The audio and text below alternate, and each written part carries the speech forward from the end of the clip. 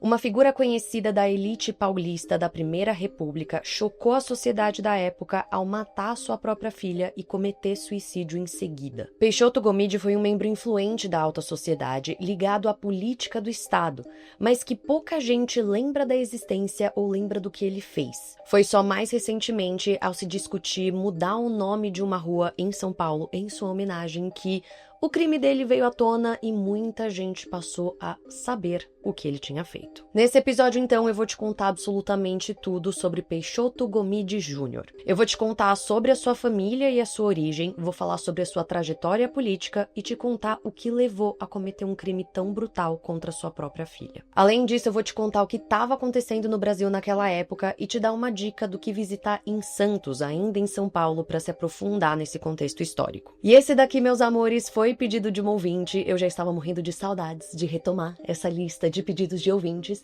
e a ouvinte da vez foi a Thali. A Thali me procurou depois do episódio do Euclides Kliman pra me pedir a história do Peixoto Gomide. Afinal de contas, quando a gente fala de Brasil, assim, né, falou de um caso do Brasil, já surgiu outro caso do Brasil, porque Brasil que não falta é caso. E sendo bem honesta aqui com vocês, a Thali me pediu o episódio, assim, diretamente, mas um monte de outras pessoas, assim, amigos, familiares e tudo mais, me encaminharam um vídeo no Instagram falando sobre a mudança de nome da rua Peixoto Gomide, do que ele tinha feito, pipipipopopó. Então meio que assim, dando a sugestão desse episódio. Então fica aqui o meu agradecimento a todos que me mandaram esse vídeo, né? Mas principalmente a Thali, que me procurou, assim, especificamente. Thali, espero que você goste desse episódio. Ele está sendo feito em sua homenagem. E eu espero que eu faça jus à história que você me pediu pra contar. E se você, assim como a Thali, também quer me mandar uma sugestão, é só me mandar um e-mail no passaporteprocrime@gmail.com. Eu tô organizando todos os pedidos por lá e montando a lista que está gigantesca, mas que assim, eu estou animadíssima porque tem uns casos muito bons vindo por aí. Aproveito só para deixar meu agradecimento aos apoiadores aqui do podcast e te convidar, caso você não seja apoiador também,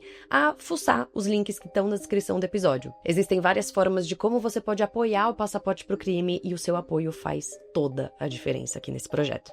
Então, dito tudo isso, chega de enrolação e bora pro episódio. Eu sou Andressa Esfer e esse é o Passaporte pro Crime, um podcast que vai te trazer histórias de crimes, suspense e aquelas histórias meio macabras de várias partes do mundo. Alguns desses lugares eu conheci, outros eu espero conhecer em breve. Brasil, 1850. Nessa época, o país era um império comandado por Dom Pedro II e vivia o chamado Segundo Reinado. Esse foi um período, assim, bastante importante para a história do Brasil, cheio de mudanças e eventos importantes. Mas para esse episódio aqui, a gente vai focar no sudeste do país e um elemento apenas: no café. O café era simplesmente o que movia o Brasil naquela época, sendo a força econômica do império. As fazendas e plantações se espalhavam pelo Vale do Paraíba, no interior do Rio e de São Paulo. E assim, a cada ano que se passava, a produção e a exportação do café só aumentavam, o que consequentemente gerava cada vez mais riqueza para os fazendeiros donos dessas plantações. Só que não só isso. Esse crescimento na produção e exportação do café também trazia muito poder político para esses fazendeiros. Não à toa, as famílias donas de fazendas de café praticamente mandavam no país, tendo uma baita influência política nas cidades. E como um bom grupo detentor de um poder considerável em uma época como essa, digamos que essas famílias, elas queriam se manter o máximo possível de tempo no poder e elas queriam se fortalecer também. Para isso, então, elas focavam nelas mesmas, vamos dizer assim. Então, elas arranjavam casamentos entre si e elas se socializavam entre si também. Só que a grande questão aqui é que toda essa estrutura que estava enriquecendo essa galera dependia de uma coisinha: a escravidão. Escravidão essa que já tinha sido extremamente explorada no Brasil, mas que em 1850 já estava se vendo bastante ameaçada. Isso porque o Brasil estava sofrendo uma baita pressão externa para proibir o trabalho escravo nas suas terras e para proibir também o tráfico de escravos para cá. Só que, claro, os fazendeiros, eles não estavam nada felizes com isso e então o Brasil estava tentando dar aquela enroladinha assim exatamente para agradar esses fazendeiros.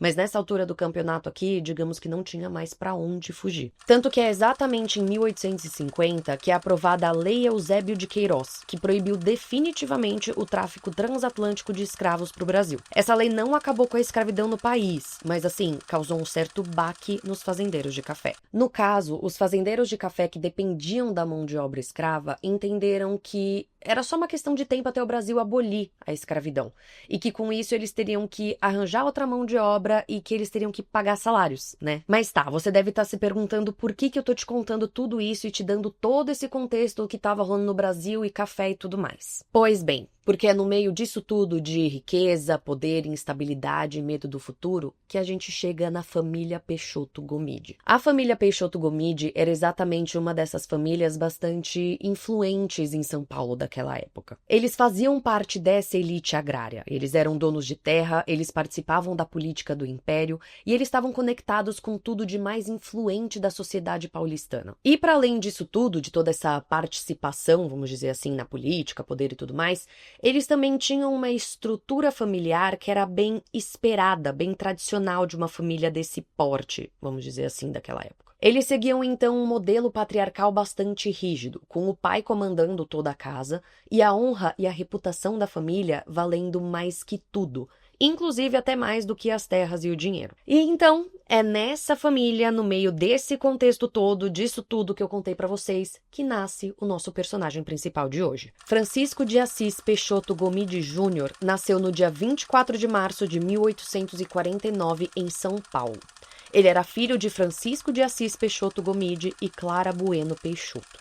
E sim, como eu comentei antes, a sua família já era super, hiper, mega importante e influente quando ele nasceu. O seu pai, especificamente, foi deputado provincial e geral por São Paulo no Império e foi um homem bastante importante nesse período. Isso fazia com que Francisco Peixoto Gomide Júnior crescesse já rodeado, assim, de cobranças e expectativas. Afinal de contas, né, gente, ele era o Júnior, então se esperava que ele fosse seguir o mesmo caminho político do seu pai, que ele fosse conseguir manter o patrimônio da família, a honra da família, a reputação da família, e para isso, óbvio, ele deveria se casar bem, fazer boas alianças e tudo mais. E assim, gente, fora isso que eu acabei de contar pra vocês da pressão, pipipipopopó, pouco se sabe sobre a sua infância. O que se pode esperar é que ele teve uma educação bacana e tudo mais, pensando exatamente no seu futuro, mas assim, não se tem registros da sua infância, absolutamente nada. Tanto que depois do nascimento, o próximo registro oficial que se tem da sua vida é de 1873, quando ele se forma na Faculdade de Direito de São Paulo. Ele se formou em Ciências Jurídicas e Sociais e se sabe que durante a faculdade ele se alinhou ali ao Partido Conservador. E aí, gente, depois de formado, o Peixoto Gomide, que a partir daqui eu só vou me referir como Peixoto Gomide mesmo, que haja nome comprido, ele fez o que muitos jovens daquela época da elite costumavam fazer mesmo. Então ele se mudou para o interior de São Paulo. Ele se mudou para lá exatamente para ganhar experiência, para construir alianças e para fazer seu nome. Ainda em 1873, ele foi nomeado promotor público em Amparo, uma cidade que estava crescendo bastante exatamente por conta do café e que, consequentemente, fazia com que famílias tradicionais dominassem a política local. Lá, então, o Peixoto Gomide, ele vai fazendo exatamente tudo isso que eu falei, então vai conhecendo um monte de gente, vai construindo alianças, aquelas coisas tudo, começando a sua carreira.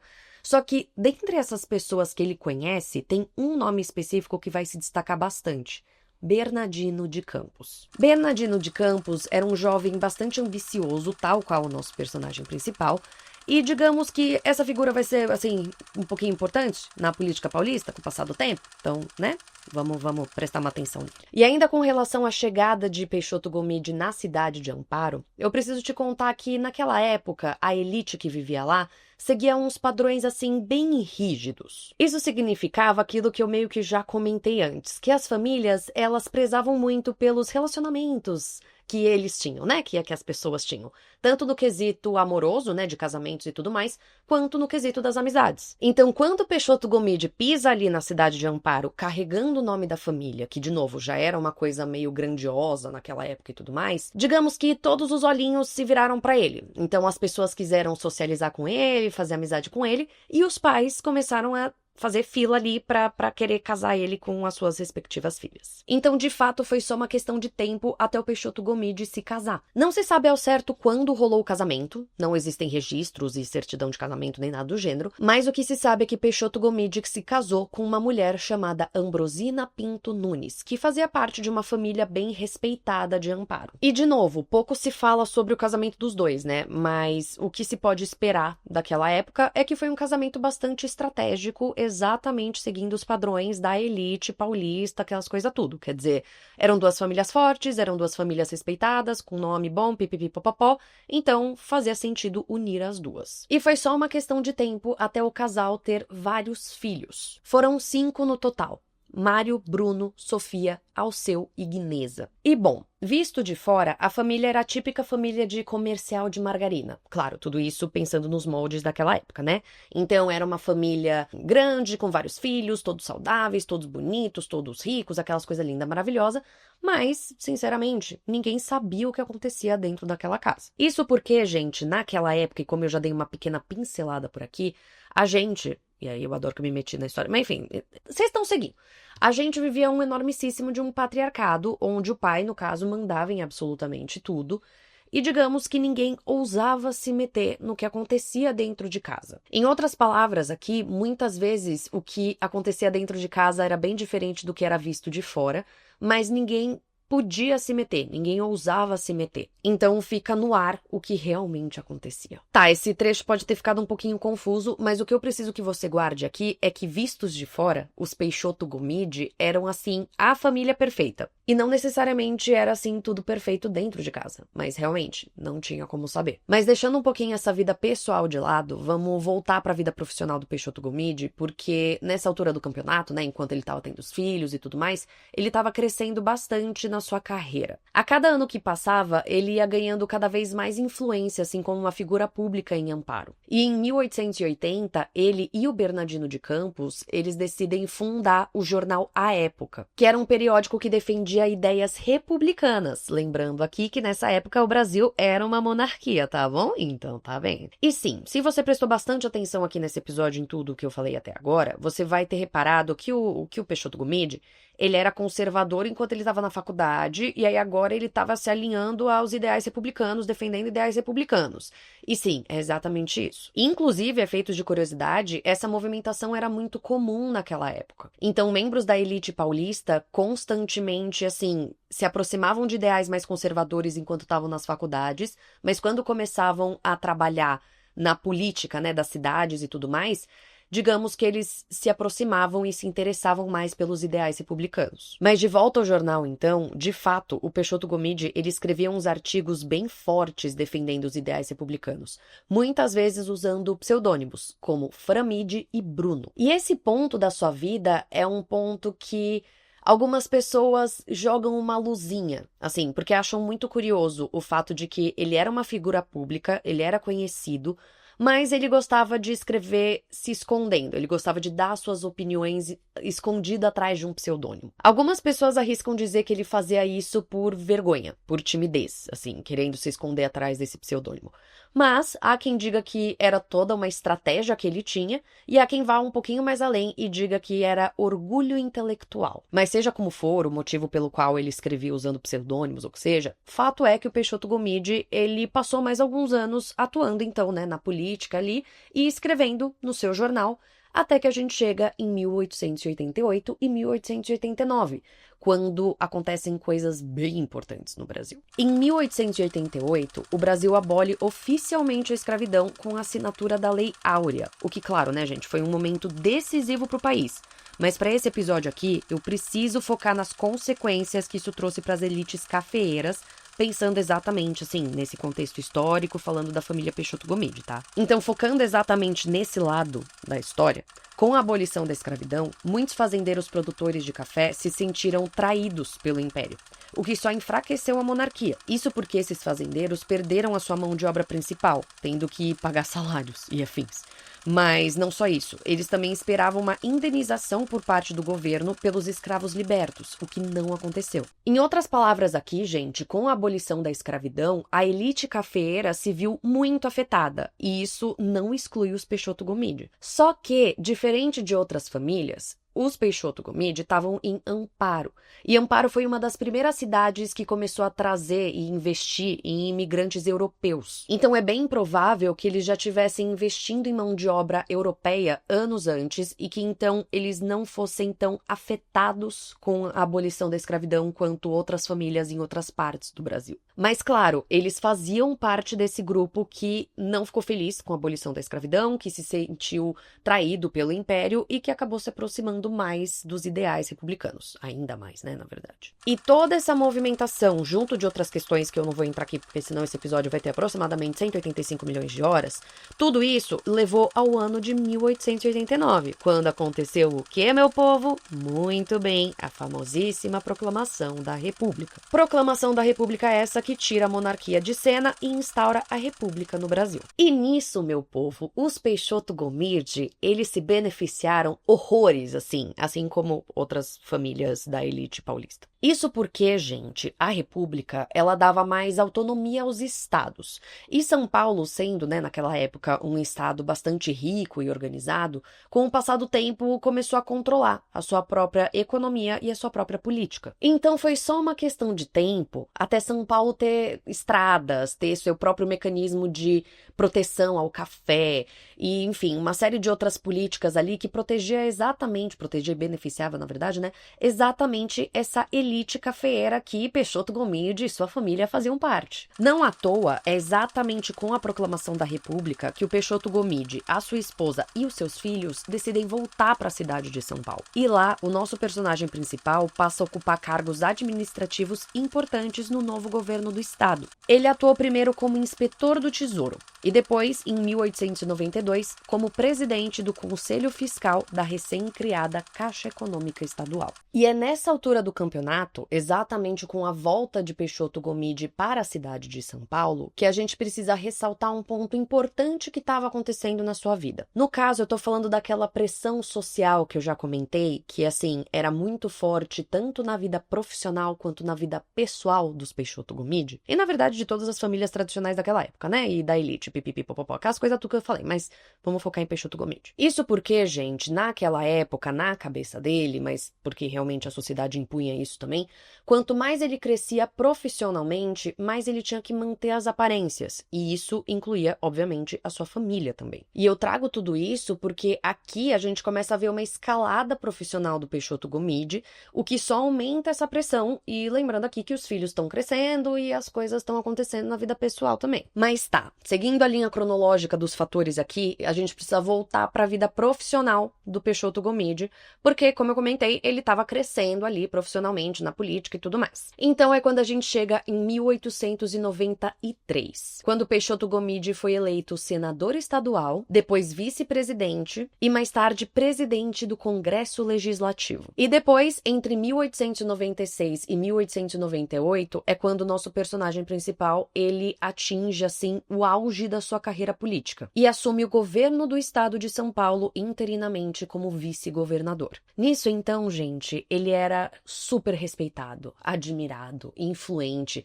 Era, assim, o exemplo do homem que aquela época a sociedade admirava e aquelas coisas tudo. Só que, mais uma vez, se por fora tava mil maravilhas, por dentro não era bem assim. Isso porque dentro de casa, a relação dele com os seus filhos começou meio que a estremecer. Principalmente com a filha Sofia, a terceira filha do casal, né, e a primeira filha mulher. Como eu comentei, né, o Peixoto Gomide, ele precisava que os seus filhos, eles seguissem o padrão da elite tradicional daquela época. E para isso, eles precisavam fazer alianças políticas escolhidas a dedo, ter comportamentos adequados e basicamente fazer tudo que o pai mandava sem falar um pio. Só que, claro, não necessariamente os filhos concordavam com isso. Mas, como sempre, tô achando que esse vai ser o Ponto repetitivo do episódio de hoje, o Peixoto Gomide precisava manter as aparências. Então ele fazia de tudo para equilibrar os pratinhos da sua vida pessoal e profissional, sem que ninguém suspeitasse do que poderia estar acontecendo dentro da sua casa. E assim, gente, ele fazia isso tão bem, mas tão bem,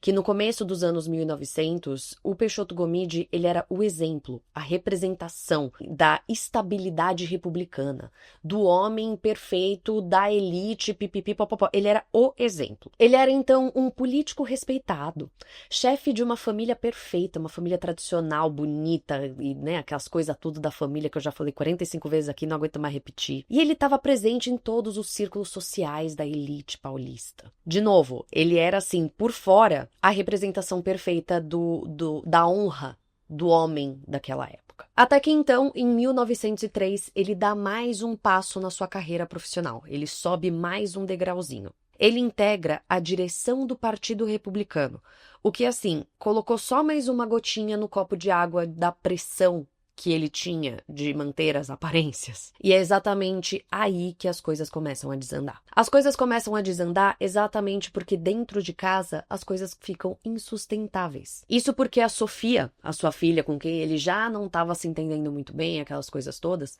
se apaixona por um cara que quebra exatamente com toda essa imagem perfeita que o Peixoto Gomide queria manter. No caso, a Sofia se apaixonou por Antônio Benedito de Cepelos, um jovem advogado de uma família boa, mas que não era exatamente o que o Peixoto Gomide tinha planejado para sua primeira filha mulher. Principalmente porque a união dos dois não ia dar mais força para os Peixoto Gomide. E bom, é lógico que o nosso personagem principal logo de cara olhou para a cara da filha e falou: não aprova esse relacionamento, você não vai se relacionar com ele.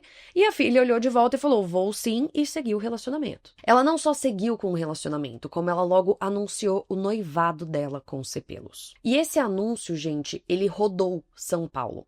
E sendo muito sincera aqui, eu procurei muito, tá? Procurei muito pra entender, assim, a dimensão que foi esse anúncio naquela época, o baque na sociedade, pipipi, aquelas coisas todas, e simplesmente não existem registros. Quer dizer, o que se acredita é que sim, foi tema do tipo, as pessoas viram que a Sofia ia se casar e tal, mas que ninguém viu com maus olhos, né? Assim, tipo, ninguém achou aquilo negativo, ninguém viu da mesma maneira que o Peixoto Gomide viu. Não sei se ficou claro aqui, mas pelo que eu entendi das minhas pesquisas dessa época, assim, a união da Sofia com os Cepelos não era de todo mal. Não era uma união que ia fazer com que a família Peixoto Gomide perdesse força. Tipo, era uma coisa muito mais na cabeça do Peixoto Gomide do que, de fato, estava acontecendo. Mas de qualquer forma, gente, seja como for, o Peixoto Gomide seguia não aprovando aquele relacionamento e ele estava assim cada vez mais furioso com toda aquela situação. Então ele pressionou,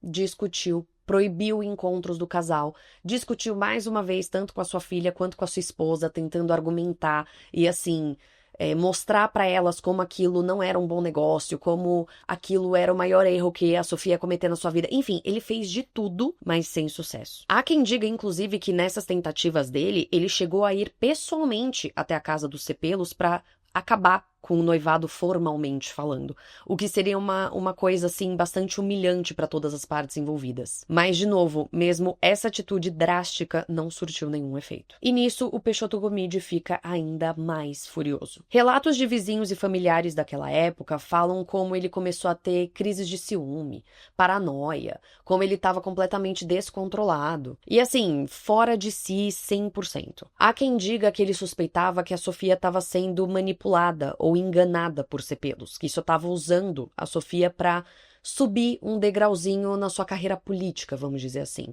Mas, de novo, só o Peixoto Gomide parecia enxergar isso. E ainda nessa linha dessa fúria toda que ele estava, há quem diga que ele suspeitava que os seus filhos mais velhos estavam traindo a autoridade dele, aqui entre aspas, né, nas palavras dele, exatamente ao apoiar o casamento da Sofia. E eu trago esse ponto porque eu acho que esse é um ponto bem importante da gente dar uma atençãozinha aqui sobre o que poderia estar passando na cabeça de Peixoto Gomide. Quer dizer, para ele estava perdendo o controle da sua família. Ele não estava mais tendo aquela autoridade toda, ele não estava mais conseguindo manter as aparências que eram tão importantes.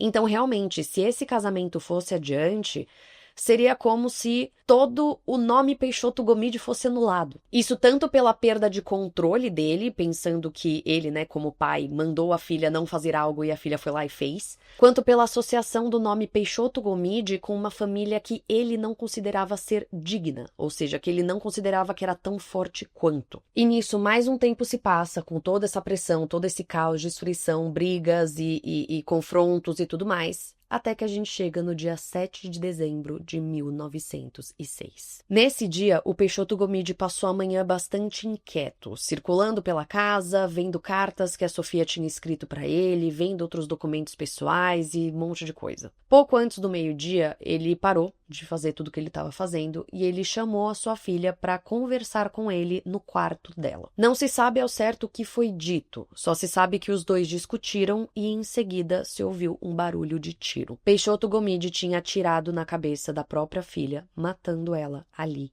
na hora. Logo em seguida, ele se dirigiu ao escritório e se matou com um tiro também na cabeça. Aqui, gente, eu preciso te contar que essa é uma versão dessa história. Inclusive, existem várias versões que foram reconstruídas por jornais daquela época. Há quem conte exatamente como eu contei aqui, mas existe uma outra versão que fala que, na verdade, a discussão com a Sofia e o assassinato da Sofia aconteceram em outro cômodo da casa, na frente da esposa e da outra filha do casal, a Guinesa. Essa versão, ela também acaba se dividindo, tá? Porque há quem diga que a Sofia, de fato, discutiu com o pai, falando que ia ter casamento, aquelas coisas todas, e há quem diga que, na verdade, a Sofia não estava falando com o pai, quer dizer, ela estava sentada bordando quando o pai se aproximou, encostou o cano do revólver dele na testa da filha e disparou sem dizer nada. Depois, ele ainda teria ameaçado Guinesa, mas ele foi contido por uma empregada que trabalhava ali na casa no momento. E ainda sobre isso de diferentes versões dessa história, eu preciso te contar também que existe uma versão dos fatos, que fala que, na verdade, o Peixoto Gomide, ele chegou a aprovar, sim, o casamento da Sofia, e que, inclusive, ele que anunciou o casamento da filha. Essa versão fala que a elite paulista teria visto aquela união, assim, com maus olhos, e teria julgado aquela união, teria feito comentários maldosos e tudo mais, e que tudo isso teria mudado a opinião de Peixoto Gomide. Preciso te contar que essa é uma versão bem menos difundida, a mais conhecida foi a que eu trouxe aqui no episódio, mas eu gosto de trazer essas diferentes versões porque, né, infelizmente a gente não tem como garantir qual versão tá certa. E só pra finalizar isso, gente, tem uma outra versão dessa história toda que, na verdade, essa é bem mais um rumor, tá? Ela não é comprovada nem nada, mas eu também quero trazer aqui porque caso você se depare com essa versão, você ouviu de mim. Entendeu? Mas essa versão fala que o Peixoto Gomide, ele era sim contra o casamento da Sofia com o Cepelos e tudo mais, mas porque o Cepelos era filho de Peixoto Gomide, filho de uma relação extraconjugal que ele teve em algum período ali da sua vida. Então, nessa versão, né, ele queria impedir o casamento dos dois, porque os dois eram irmãos, e quando ele viu que não seria possível impedir o casamento dos dois, ele tomou a atitude de matar a filha, e aí nisso ele não aguentou o peso do que ele tinha feito e tirou a sua vida logo em seguida. De novo, gente, essa é a versão que menos acreditam, tá? Mas eu gosto de trazer todas as versões que eu me deparo, exatamente porque você pode se deparar também caso você esteja pesquisando. E aí eu gosto de deixar tudo transparente aqui pra vocês. Mas enfim, gente, seja como for, como que foi exatamente o dia do crime, os motivos, ou se o Peixoto Gomide se arrependeu antes, durante ou depois, enfim, tudo isso que eu acabei de trazer aqui, fato é que sim, Peixoto Gomide matou a sua filha Sofia, que tinha 22 anos na época, perto ali do seu casamento, e ele se matou logo depois. E esses acontecimentos, obviamente, chocaram São Paulo. Isso porque, mais uma vez, entra tudo isso que eu trouxe, né, ao longo do episódio. Quer dizer, o Peixoto Gomide, ele era uma figura extremamente respeitada, extremamente admirada, que tinha uma família perfeita aos olhos da galera de fora, que era super influente no Partido Republicano. Então, nossa, jamais iria imaginar que, meu Deus, ele faria uma coisa dessas.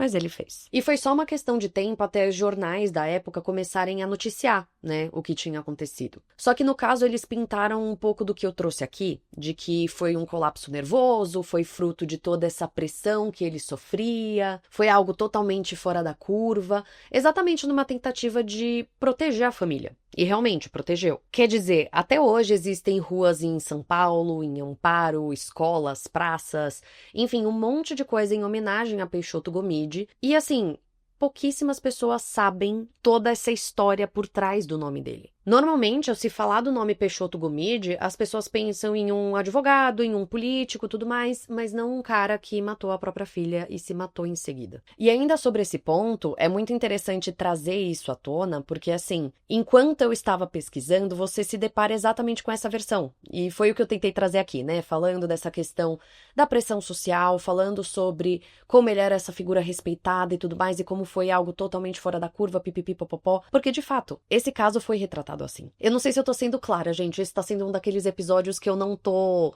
achando que nada que eu tô falando tá fazendo sentido. Mas o que eu tô querendo dizer é que, assim, essa história, ela foi retratada dessa maneira de que o Peixoto Gomide, ele tava sofrendo toda essa pressão e tudo mais, e então quando você vai pesquisar esse caso hoje em dia, é exatamente essa versão que você encontra. E foi isso que eu trouxe aqui. Do tipo, não existe toda uma análise mais aprofundada desse caso e outras versões, assim, que debatam o que aconteceu, sabe? Mas mais recentemente, esse caso todo, ele veio à tona depois que um projeto de lei em São Paulo propôs de mudar o nome da rua Peixoto Gomide para Sofia Gomide, homenageando exatamente a filha de Peixoto Gomide, né? A vítima de todo esse caso. E aí, trazendo uma parte um pouquinho jornalística pra cá, até o dia que eu fui gravar esse episódio, esse projeto de lei, ele não tinha avançado, tá? Ele tava sendo debatido, tudo mais, beleza, mas ele não tinha realmente saído do papel. E antes de encerrar a história desse episódio, gente, eu só quero ir um pouquinho mais além em 2 pontos.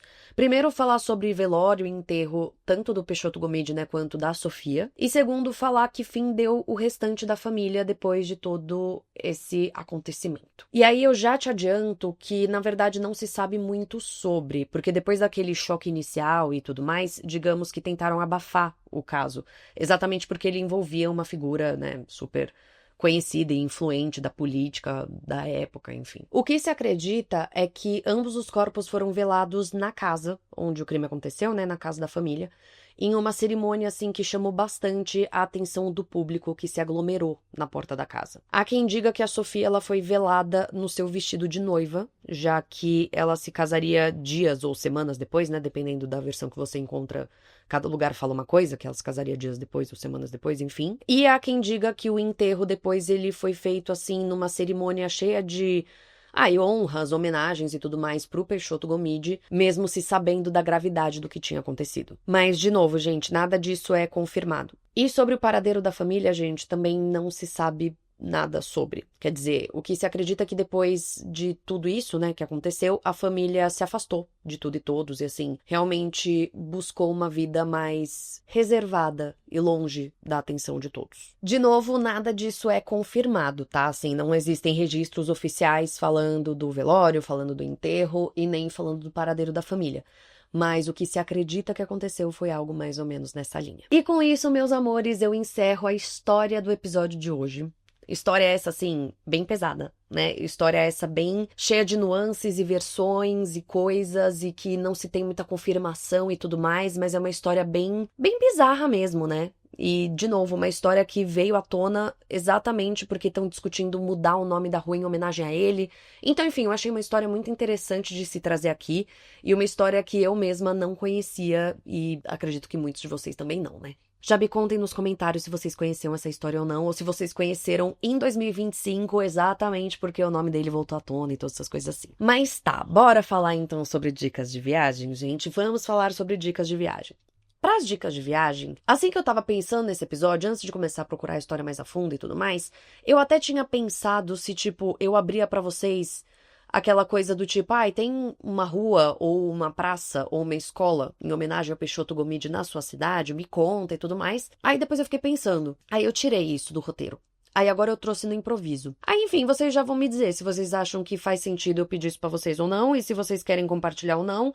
Ou, enfim, entendeu? Ai, gente, eu tô meio confusa no episódio de hoje. Eu espero que vocês estejam entendendo tudo. Assim, meus divertidamente, eu acho que é fim de ano, né? Aí eles já estão meio cansadinhos, eu acho que eu preciso de recesso logo. Mas tá, tudo isso pra dizer, gente, que pras dicas de viagem de hoje, eu decidi focar no contexto histórico em que toda essa história se passou. Mas mais especificamente naquele elemento principal que eu trouxe, que era muito importante e tudo mais, Sim, eu estou falando do café. Então, gente, para falar sobre café, eu encontrei um museu super, hiper, mega bacana que vai te dar todo esse contexto da importância do café aqui no Brasil e tudo mais, e é exatamente ele que eu decidi trazer para vocês. Sim, gente, eu estou falando do Museu do Café em Santos, do litoral de São Paulo. E querem ficar bravos comigo, porque eu fiquei brava comigo mesma? Eu fui para Santos esse final de semana, antes de começar a produzir esse episódio, e eu não fui no Museu do Café, porque eu comecei a procurar as coisas na segunda-feira.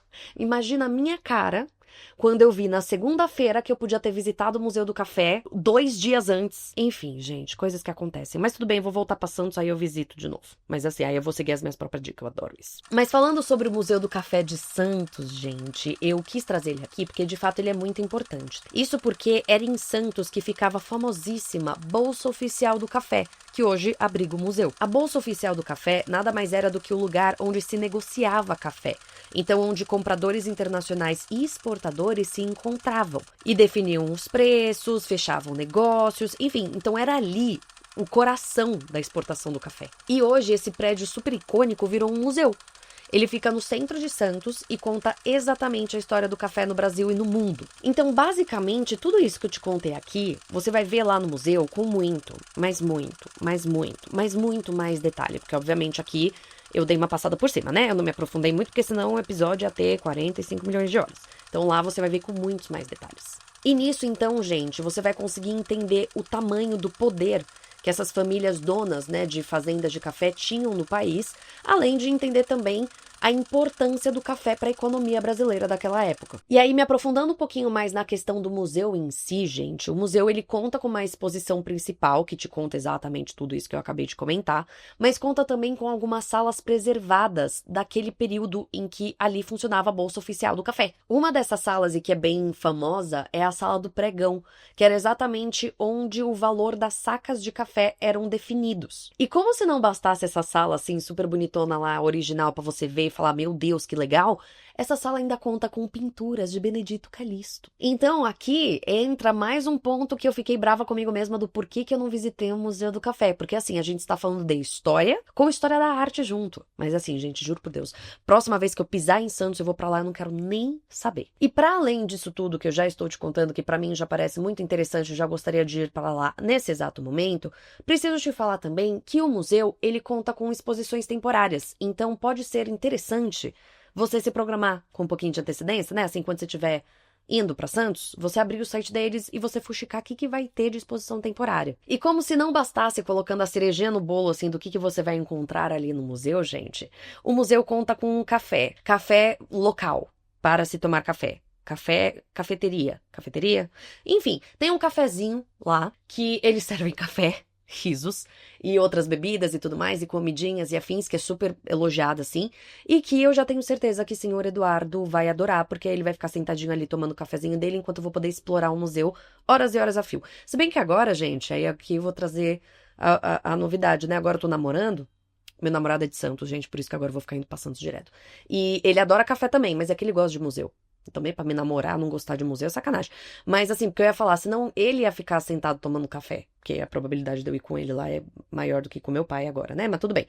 Mas ele vai ficar lá sentado tomando café enquanto eu vou ver o museu. Mas não vai funcionar, porque ele também vai querer ver o museu. Na verdade, eu acho que ele vai me fazer ver o museu e depois sentar pra tomar um café. Tá tudo bem também, eu acho um ótimo negócio. Mas tá, vamos falar de coisas práticas, que eu já tô aqui até falando do meu namoro. Mas tudo bem, ele escuta o podcast, pelo menos isso. Vamos ver, eu não vou falar pra ele que eu falei sobre ele, aí eu vou fazer o teste pra ver se ele escuta mesmo. Mas tá, vamos falar sobre coisas práticas, em nome de Jesus. Coisas práticas. Esse museu é pago, tá, gente? Então, sim, você precisa de ingresso.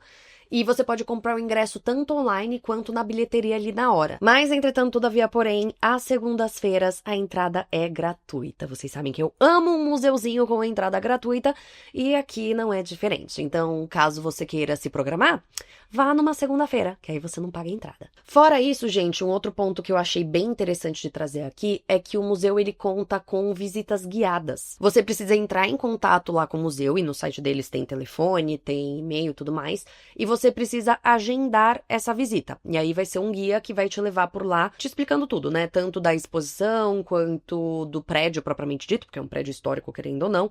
Enfim, eu achei isso bem legal. Mas eu tenho um segredinho para você. Caso você não queira você agendar uma visita guiada, né, fechar um grupo, ir lá, aquelas coisas tudo, você pode simplesmente chegar lá e fazer uma visita guiada que vai acontecer todos os dias. Tá bom, ficou confuso. O que eu queria dizer é que assim, todos os dias ao meio-dia, se eu não me engano, tem visitas guiadas lá. Tipo, tem um guia lá que ele vai ficar disponível e vai levar quem tiver ali no museu, quem tiver interessado para fazer uma visita guiada. Então, se você não quiser agendar, é só você aparecer lá perto do meio-dia e fazer essa visita. Ó, que lindo. Isso eu achei bem legal. Brincadeira essa parte, eu achei bem legal. A única coisa só que eles pedem é pra você confirmar que vai rolar essa visita guiada, tá? Então, o que eles falam pra você é, quando você chegar ali no museu, na bilheteria, confirma que vai ter visita guiada naquele dia. Porque, enfim, suponho que, como o guia não sabe necessariamente se vai ter visita guiada ou não, às vezes ele pode falar do tipo, então hoje eu não vou. Enfim, sei lá, você tem que confirmar. Mas, enfim, gente, num geral, eu só vi 1.000 milhões de elogios ao Museu do Café. Eu real fiquei com muita vontade de ir, me arrependi muito de não ter ido, mas acontece, agora eu vou voltar bastante pra Santos e eu vou, eventualmente. O único ponto negativo só que eu vi com relação a esse museu, e que na verdade assim também foram pouquíssimas pessoas que falaram sobre, foi com relação a chegar lá. Porque assim, o museu ele fica bem no centro histórico de Santos e parece que para parar o carro é um pouco chatinho. Mas aí eu vi umas pessoas falando de estacionamentos lá perto, outras falando de transporte público.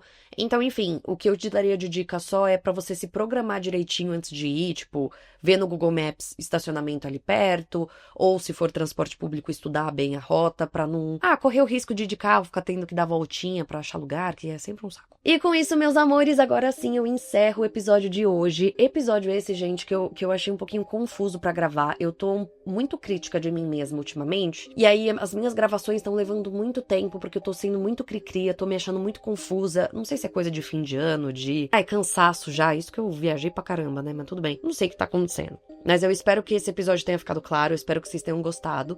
Tali, você que me pediu esse episódio, fica aqui de novo meu beijo, meu agradecimento, espero que você tenha gostado. E fica aqueles meus recadinhos de sempre, né? Se você curte Passaporte pro Crime, considere, por favor, apoiar a gente. O apoio ajuda muito a manter esse projeto de pé. E na descrição do episódio você vai ter vários links de como você pode apoiar. Então, pelo Orelo, pelo Patreon, pelo Apoia-se, e você que vai ver os valores ali, são vários valores, são várias...